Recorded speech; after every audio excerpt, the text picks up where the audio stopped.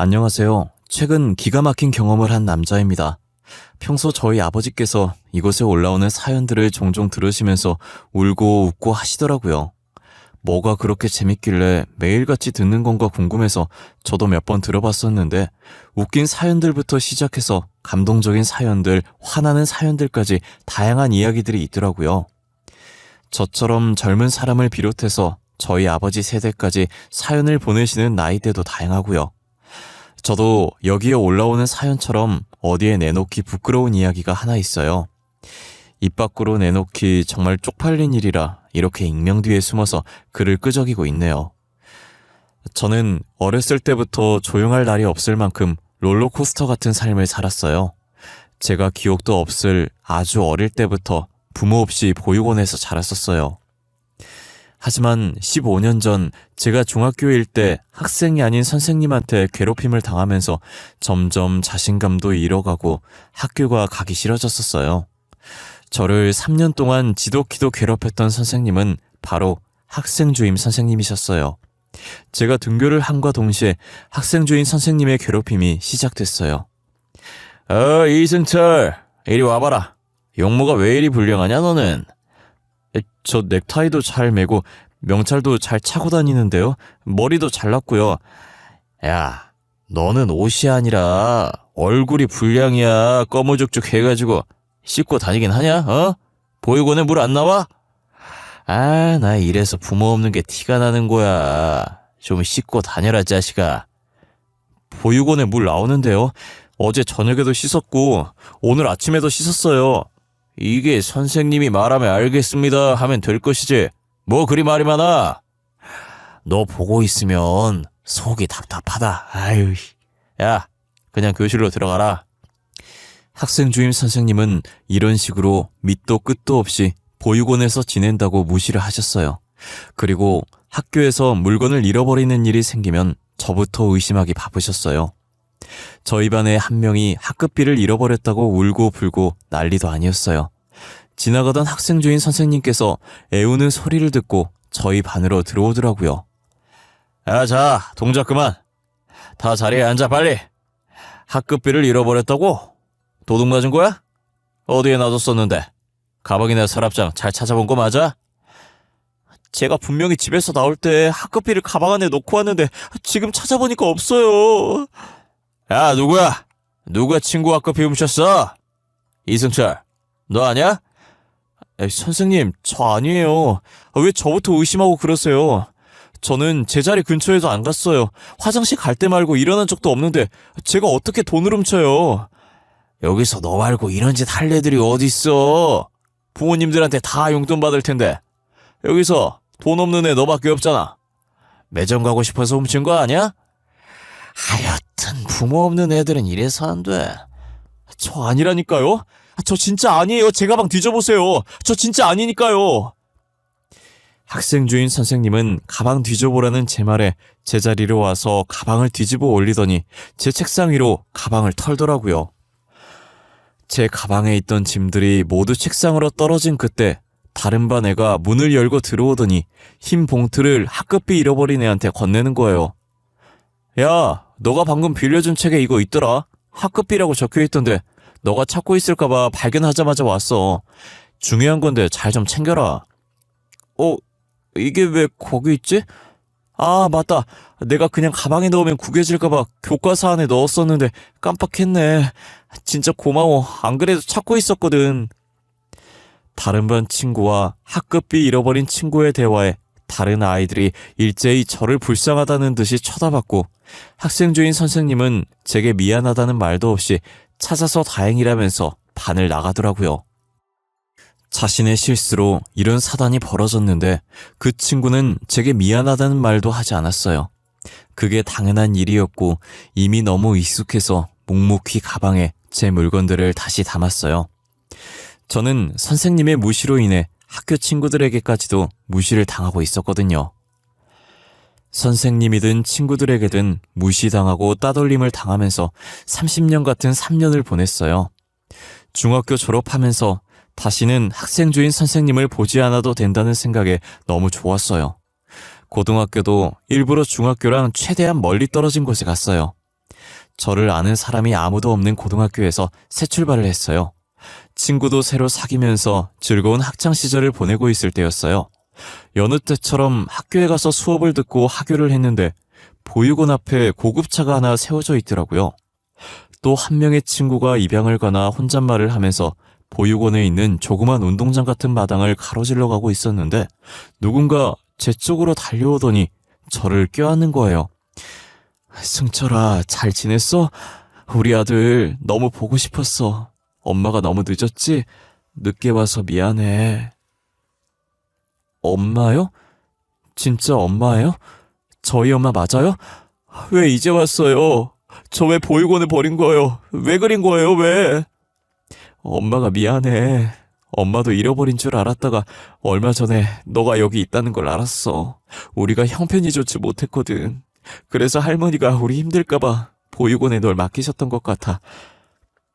할머니께서 죽기 전에 너가 여기 있을 거라고 말해주더라고.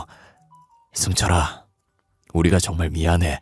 더 일찍 찾아왔어야 했는데 이제야 찾아와서 너무 미안해. 날마다 부모님을 원망했어요. 왜 나를 여기에 버렸을까? 왜 나를 데리러 오지 않으실까? 그래도 지금이라도 와주셨으니 됐어요. 저를 다시 찾아주셔서 감사해요. 알고 보니 아직 걸음마도 떼지 못한 저를 보육원에 버리신 건 친할머니셨어요. 당시 부모님은 찢어지게 가난했었는데 저까지 보살필 돈이 없으셨던 거예요. 그래서 친할머니께서 잃어버렸다고 거짓말치고 저를 보육원 앞에 놓고 가신 거죠. 지금은 사업으로 성공을 해서 집안 형편이 좋아졌고 할머니께서 유언으로 제가 있는 곳을 알려줘서 장례식 마치자마자 바로 달려왔다고 하시더라고요. 저는 할머니께서 저를 버렸다는 걸 둘째치고 다시 부모님께서 저를 찾아왔다는 기쁨에 눈물이 났어요. 그동안 부모님 없다고 무시받으며 살았었는데 더 이상 무시받지 않아도 된다는 생각부터 들었거든요. 저희 부모님은 먹고 사느라 바빠서 저 말고 다른 아이를 낳지 않았어요. 자식이라곤 저 혼자였고 보육원에 보낸 미안함 때문에 하고 싶은 거 다 해주시려고 하셨어요. 승철이 꿈이 뭐야? 하고 싶은 거 없어? 고등학교 졸업도 얼마 안 남았잖아. 지금부터 졸업하면 뭐 할지 생각해봐야 할 때 아닌가? 딱히 하고 싶은 건 없어요. 그래도 굳이 생각해보자면 미술을 배워보고 싶긴 해요. 학교에서 말곤 배워본 적이 없는데 선생님이 제 그림 보시더니 미술 쪽으로 가보는 게 어떠냐고 하시더라고요. 그래? 우리 아들 그림 잘 그리나 보네. 미술 한번 배워볼래? 한국에서도 배워도 되지만 엄마는 프랑스 쪽으로 추천해주고 싶은데 프랑스에서 대학도 다니고 말이야. 저는 좋아요. 저 아직 해외 한 번도 안 가봤는데 괜찮을까요? 프랑스 가더라도 말이 통해야 공부도 하고 일상생활을 할 수 있잖아요. 남은 기간 동안 열심히 배우면 되지. 그리고 가서 부딪혀보면 자연스럽게 늘게 되어 있어. 그래도 너 영어는 어느 정도 하잖아.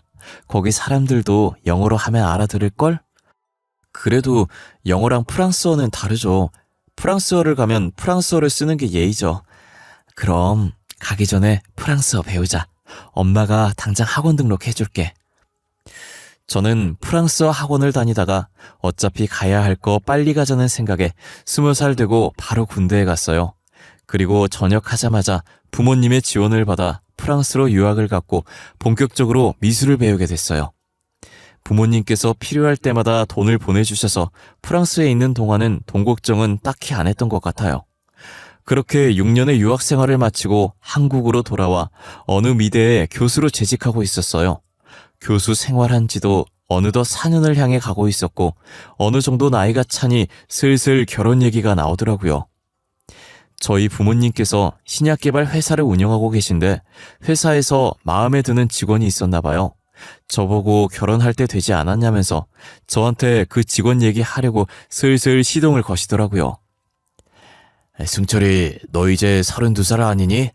내 친구 아들은 다 결혼했다고 하던데 너는 결혼할 생각 없어? 왜 데려오는 여자 한 명이 없는 거야? 이래서 죽기 전에 손잡을 수 있겠어? 저 아직 결혼 생각 없어요. 그리고 아버지, 요즘은 32살도 젊은 나이에요. 한창 때라고요. 제 친구들 중에서도 아직 결혼 안 한 애들 많은데요. 저희 세대랑 아버지 세대랑 달라요. 아이, 그래도 일찍 결혼해서 빨리 애 키워놓고 노년 편하게 놀고 먹는 게 낫지 않겠어? 지금 니네 아버지 너한테 소개해줄 여자 있어서 저러시는 거야. 너 지금 결혼할 사람 없으면 소개 한번 받아봐. 엄마도 봤는데 사람이 참 괜찮더라. 아빠 회사 직원이야. 아, 그래요? 얼마나 괜찮은 사람이길래 회사 직원을 저한테 소개시켜주려고 하시는 거예요?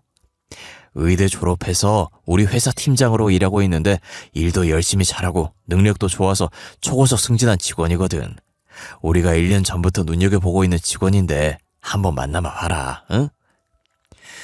저는 당시 결혼할 생각이 없었는데 부모님 회사에 팀장으로 일하고 있는 직원분을 소개받게 됐어요.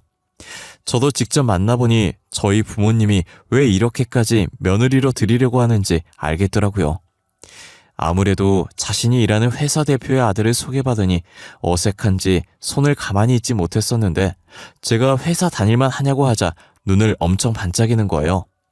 자신의 일에 대해 자부심이 있고 누구보다도 만족하는 사람 같아 보였어요. 그런 열정적인 모습이 너무 의외였고 매력적이더라고요. 역시 부모님도 괜한 사람을 소개시켜주지 않았다고 몇 번 더 만나보기로 했어요. 그러다 연애를 시작하게 됐고 평생을 함께하자며 결혼을 약속하게 되었습니다. 처음 처가에 인사드리러 갔을 때 장인어른이 바빠서 장모님밖에 못 봤었거든요. 그 뒤로도 장인어른을 볼 기회가 없어서 못 보다가 상견례 날 처음 보게 되었어요. 제가 부모님을 모시고 상견례장에 들어섰는데 어렸을 때 저를 괴롭혔던 학생주임 선생님이 아내 옆에 앉아있는 거예요. 저는 놀라서 순간 흠칫했고 장인어른도 저를 알아보고 놀라더라고요. 학생주임 선생님? 선생님이 여기에 왜 계신 거예요? 언제적 학생주임이냐? 나 이제 교감이야. 교감된 지 벌써 5년이 지났다 임마. 근데 너야말로 여기는 어쩐 일이냐? 설마. 에이, 아니지. 너가 우리 딸 신랑 될 사람이야? 그렇긴 한데 설마 선생님이 지 아버지이세요? 그래, 내가 지 아비 되는 사람이다. 아니, 어째 이런 일이 다 있지? 너 부모님 안 계신 거 아니었어? 중학생 땐 보육원에서 지냈었잖아. 선생님이야말로 언제적 얘기를 하시는 거예요. 저 부모님 다시 찾은 지가 언젠데요. 아, 그러냐? 야, 잘 됐네. 진짜 잘 됐다. 축하해, 어? 여기서 이렇게 만나니까 느낌 이상하다, 야, 어? 이제 사위랑 장인들 사이인데 우리 지난 날은 다 잊고 잘 살아보자. 철없는 우리 딸 잘 부탁한다잉. 비록 저한테 막했던 선생님이었지만 자기 딸은 많이 아끼는 듯 했어요. 솔직히 저를 괴롭혔던 선생님이 제 장인어른이 된다는 게 마음에 안 들긴 했지만 좋은 날 망칠 수 없으니 그냥 넘겼어요. 제가 여자친구랑 결혼하는 거지 장인어른이랑 결혼할 게 아니잖아요. 옛날 일 계속 잡고 있는 것도 속 좁은 사람처럼 보일 것 같아서 아무렇지 않게 대했던 것 같아요. 다행히 상견례는 화기애애한 분위기로 끝이 났고 결혼 준비도 속전속결로 진행됐어요. 제가 분가를 해서 살기도 했고 장인어른 학교가 지방에 있어서 주말에만 서울로 올라오셔서 마주칠 일이 잘 없다는 게 그나마 다행이었어요. 저는 이대로 가족 행사 때 말곤 장인어른을 볼 일이 없을 줄 알았어요. 하지만 결혼을 하고 몇 달 뒤 장인어른이 교수실에 찾아와서 제게 여자를 소개시켜주는 거예요. 그것도 아내에게 절대 말하지 말라고 하면서 말이에요. 아, 이서방, 바쁜가? 내가 자네한테 소개시켜줄 사람이 있는데 말이야. 다름이 아니라 애가 우리 친척 조카인데 미술이 배우고 싶다더라고. 믿을 사람이 자네밖에 없어서 이렇게 찾아오게 됐어. 미술이요? 나이가 어떻게 되는데요? 학원에 보내도 되지 않아요? 애 가정 형편이 좋지 못해서 학원에 보내질 못해. 그래서 염치 없지만 자네한테 부탁하러 왔어. 너가 능력도 있고 하니까 미술 좀 가르쳐줬으면 하는데 이제 곧 대학생이고 이서방 학교 다닐 예정이더라고. 아, 저희 학교 학생 되는 거예요? 원래 교수가 학생을 따로 불러서 가르쳐주는 건 안 되는데 괜한 오해 살 수도 있고요. 입학하고 제가 담당 교수가 되면 그땐 도움을 드릴 수도 있긴 해요. 그런 방법밖에 없는 거야? 가족이라도 안 되는 거야? 예, 죄송해요.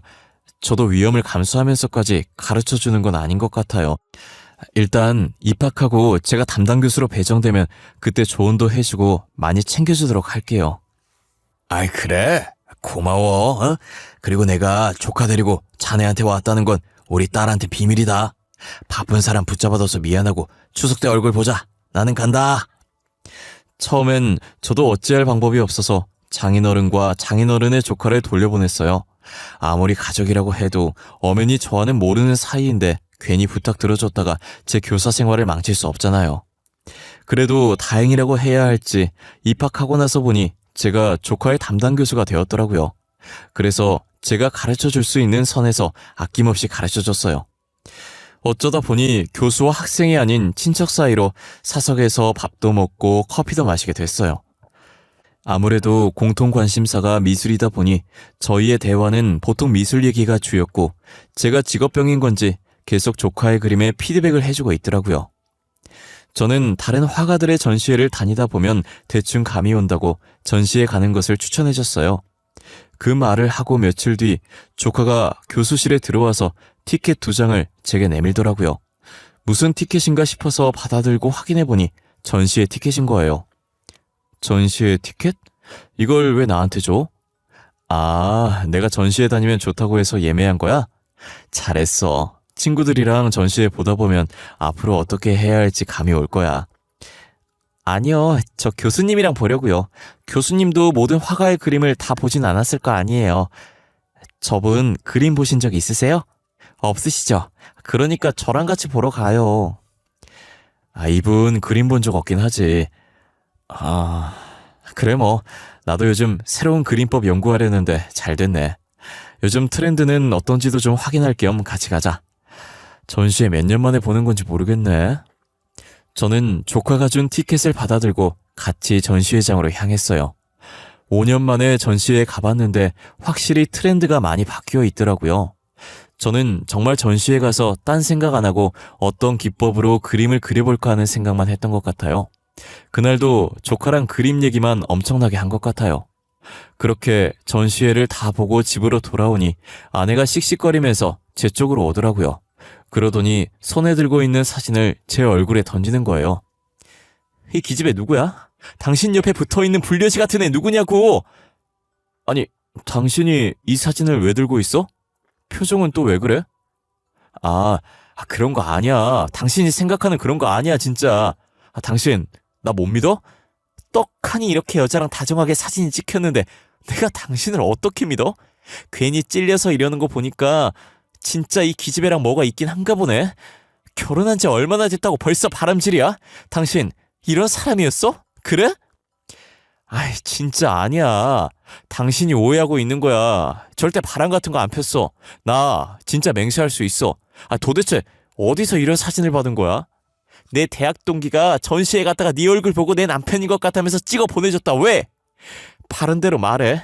안 그럼 이 기집애 상간녀 소송 걸어버릴 거니까. 그리고 당신이랑도 이혼할 거야. 장인어른이 말하지 말라고 했는데 사실 그 여자 장인어른 먼 친척 조카야. 저번에 장인어른이 나한테 와서 조카가 미술 배우고 싶어 하는데 믿을 사람이 나밖에 없다고 부탁하더라. 무슨 소리야? 말이 되는 소리를 해. 겨우 지어낸 게 우리 아빠 먼 친척 조카냐? 어떻게 장인어른을 파냐? 나 저 얼굴 오늘 처음 봐. 우리 가족 중에 저런 얼굴 없다고. 당신이야말로 무슨 소리 하는 거야. 장인어른이 나한테 친척 조카라고 했어. 제가 억울하다는 표정으로 목에 핏대까지 세우며 말을 하자 아내도 이 정도면 진짜 억울할 것 같다면서 겨우겨우 제 말을 믿어주는 눈치더라고요. 하지만 아내는 이런 얼굴 단 한 번도 본 적 없다고 진짜 장인어른이 조카라고 했냐고 묻는 거예요. 진짜 우리 아빠가 이 여자 보고 먼 친척 조카라고 그랬어? 아니 얼마나 먼 친척이길래 내가 몰라? 근데 나도 왜 너 몰래 조카를 맡겼는지 의문이긴 해. 근데 장인어른이 조카라고 하는데 내가 뭘 알겠어. 그렇구나 싶었지. 아빠가 진짜 미술만 가르쳐달라고 그랬어? 근데 다정하게 둘이서 전시회는 왜 간 거야? 진짜 미술만 가르쳐달라고 했어. 나쁜 뜻 전혀 없으셨고. 미술 배우고 싶은 애라길래 도와주고 싶어서 도와준 게 다야. 다른 사람 그림을 봐야 그림을 어떻게 그릴지 감이 잡히니까 전시에 같이 간 거고. 아내는 팔짱을 끼며 제 말에 듣다가 골똘히 생각을 하는 것 같더니 이내 휴대전화를 들더라고요. 그리고 누군가에게 사진을 보내더니 전화를 거는 거예요. 엄마, 내가 방금 보내준 사진 봐봐. 그거 맞아. 엄마는 그 여자 본 적 있어? 혹시 우리 친척 중에 저런 조카 있어? 아니, 나는 처음 보는 여자인데. 근데 옆에 이서방 아니니? 이서방이 왜 이 여자랑 같이 있어? 설마 이서방 바람피니? 아니, 그런 거 아니야. 그럼 엄마도 모른다는 거지? 확실히 수상하단 말이야. 아빠가 이서방한테 이 여자를 친척이라고 소개했다던데 엄마가 좀 알아봐 줄 수 있어?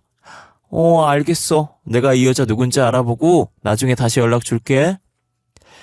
아내에 이어 장모님도 그 조카가 누군지 모르겠다고 하시더라고요. 저와 아내는 사진을 보면서 그럼 이 여자는 도대체 누구냐면서 답답해했어요. 그러다 며칠 뒤 그 조카의 정체를 알아내신 건지 장모님께 전화가 왔더라고요. 저희는 같이 들으려고 스피커폰을 바꿔서 듣고 있었어요. 엄마, 알아낸 거라도 있어? 그 여자 도대체 누구야?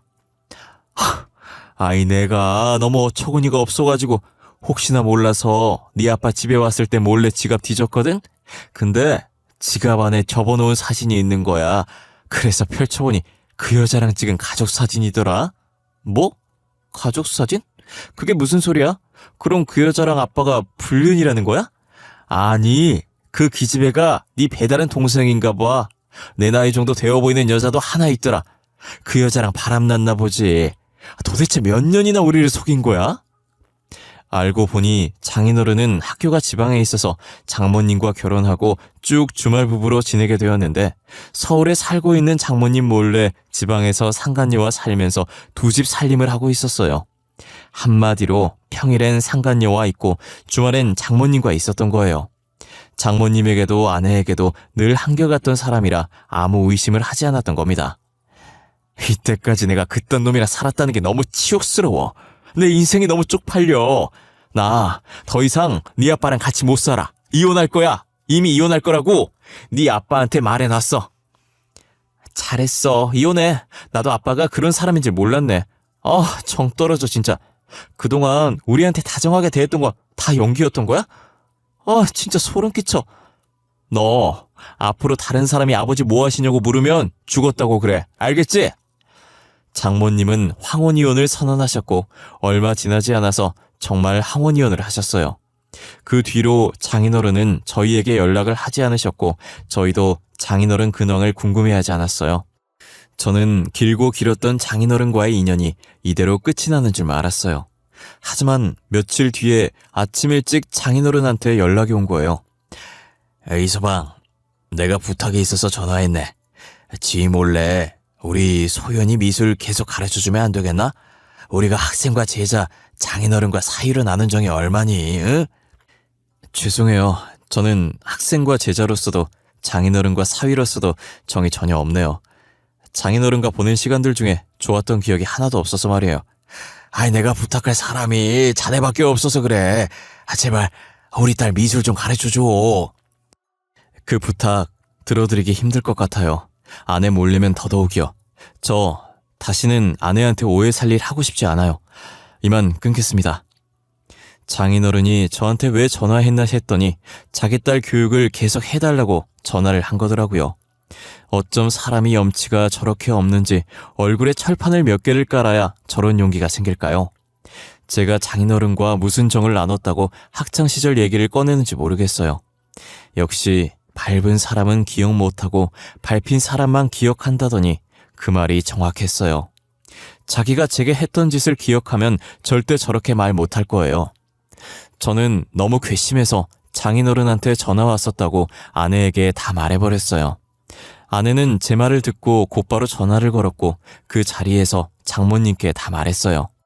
장모님은 당장 지방에 내려가서 장인어른 머리털 뽑아버릴 거라고 화내시더라고요. 진짜 빈말이 아니셨는지 지금 장인어른께 가고 있다고 연락이 온 거예요. 혹시나 장모님이 심하게 해서 되려 안 좋은 일에 휘말리실까봐 저희도 어머니를 따라 나섰어요. 3시간 거리를 달려서 장인어른이 근무하시는 학교에 도착했고 장모님은 벌써 안으로 들어가고 계시길래 아내와 저도 불이 나게 뛰어들어갔어요. 화난 장모님은 망설임도 없이 교무실로 들어섰고 장인어른 나오라고 고래고래 소리를 질렀어요. 장모님 목소리에 장인어른이 헐레벌떡 뛰어오더라고요. 장인어른이 장모님 앞에 오자마자 장모님은 있는 힘껏 장인어른의 뺨을 때렸어요. 그래. 네가 아직 정신을 못 차렸지? 두 집 살림에서 우리 가정 파탄낸 것도 모자라서 우리 사위한테 밖에서 나온 자식을 부탁해? 네가 제정신이야? 여보, 밖에서 얘기해. 어? 학교에서 지금 이게 무슨 짓이야? 사람들 다 쳐다보잖아. 다 쳐다보라지. 그래도 네가 한 짓이 쪽팔린 짓이라는 거 알긴 아나 봐. 내가 그냥 곱게 나가줄 줄 알았어? 천만에. 넌 좀 당해봐야 돼. 장모님은 그러고 교무실을 나가더니 어디론가 가시는 거예요. 저와 아내는 놓칠세라 다른 선생님들께 죄송하다고 하고 장모님을 뒤쫓아갔어요.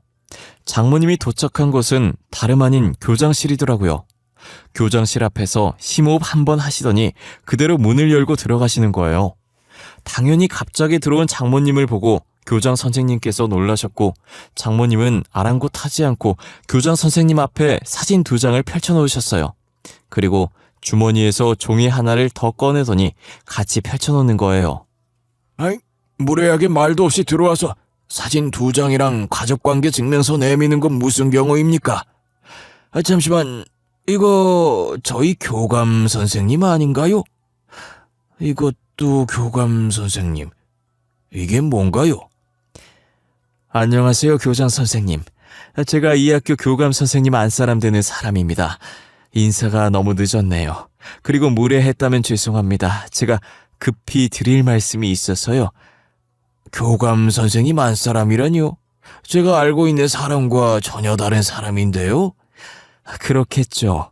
그동안 교장 선생님께서 소개했던 여자는 그 사람 내연녀였어요. 제가 본 척고요. 무슨 상황인지 대충 아시겠죠? 거기 가족사진이랑 가족관계 증명서 보시면 아시겠네요. 예, 무슨 상황인지 아주 잘 알겠네요. 그러니까 교감 선생님이 2집 살림을 했다 이 말이죠? 예, 바로 그겁니다.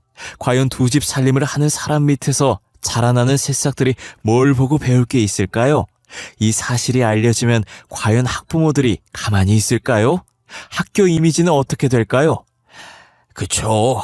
공무원이 청렴해야 하는데 이렇게 2집 살림을... 무슨 뜻으로 말씀하시는 건지 아주 잘 알았습니다. 오늘부로 교감 선생님을 해고하도록 하죠. 장인어른을 해고하겠다는 교장 선생님 말에 장모님은 흡족하다는 듯 웃으면서 교장실을 나오셨어요. 교장 선생님도 곧바로 나오더니 교무실로 향하더라고요. 굉장히 화가 나신 듯 교무실 문을 쾅 소리 나도록 여시더니 장인어른께 고래고래 소리를 지르셨어요. 저희는 소리 지르는 교장 선생님을 뒤로 하고 학교를 빠져나왔습니다. 장모님은 이제야 속이 후련하다면서 배꼽을 잡고 웃으시더라고요. 아내는 장모님께 잘했다고 엄지를 올렸고 저도 아내 따라서 엄지를 치켜드렸어요. 또다시 장인어른한테 연락 오면 바로 본인에게 말하라고 하시더라고요. 다시는 전화 못하게 눈물 콧물 쏙 빼놓을 거라고 하시면서요. 그리고 장모님이 이 일을 저희 가족에게 알리지 말아달라고 했어요. 만약 알게 되면 쪽팔려서 저희 가족을 다시는 못 볼 것 같다고요. 저는 비밀로 하겠다고 했고 혹시나 장인어른 얘기 나오면 잘 모르겠다고 하기로 했어요. 아무것도 모르는 저희 부모님은 일 잘하고 내조 잘하는 저희 아내를 더 좋아하셨고 팀장에서 실장으로 초고속 진급을 시켜주셨어요. 장모님은 저희 볼 낯도 없다고 하시면서 고향으로 내려가서 살기로 하셨고 가끔 한 번씩 저희 집에 놀러 오시곤 하셨어요.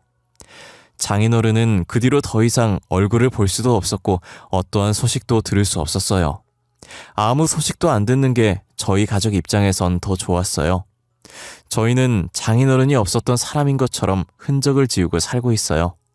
세상엔 영원한 비밀이 없다는 말처럼 어떤 비밀이든 언젠가 수면 위로 올라오게 되는 것 같아요. 저는 살아 숨쉬는 한 이런 비밀은 절대로 만들지 않으려고요. 제 이야기는 여기까지입니다. 지금까지 저의 긴 이야기를 들어주셔서 감사하고 늘 건강하고 가족들과 행복한 시간 보내시길 바래요.